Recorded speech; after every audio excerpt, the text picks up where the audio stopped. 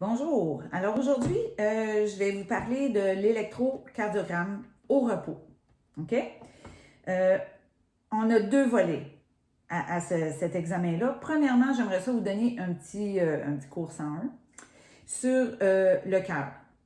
OK? Le fonctionnement, qu'est-ce qu'un cœur, grosso modo, comment ça fonctionne. On ne rentrera pas dans tous les détails. Donc, premièrement, ici, on a notre cœur, OK? Qui est composé de 4 cavités. 2 oreillettes, une de chaque côté, droite et gauche, et 2 ventricules, chaque côté en bas, droit et gauche. Si on les ouvre, excusez, je travaille un peu à l'envers, comme ça, et celui-là est un petit peu plus compliqué, mais bon, on va y arriver. Vous voyez ici les oreillettes en haut et les ventricules en bas. OK? Ce qu'il faut savoir, c'est que le cœur, premièrement, c'est un muscle.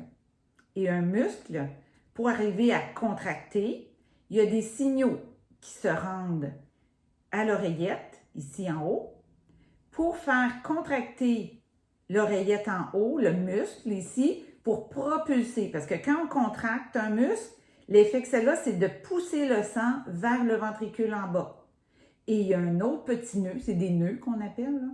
Il y a un autre petit nœud qui a un autre signal pour faire l'inverse, faire contracter et envoyer le sang dans les autres cavités. Donc, c'est toujours comme ça. C'est par les signaux que le muscle se contracte et qui fait circuler dans les 4 cavités ainsi que dans les artères et aux poumons. C'est ça qui sert à faire circuler le sang dans tout le cœur et l'envoyer dans tout notre corps. C'est ce que l'électrocardiogramme va mesurer, va vérifier. Tous ces petits signaux-là qui se transmettent un peu partout, voir s'ils sont normaux.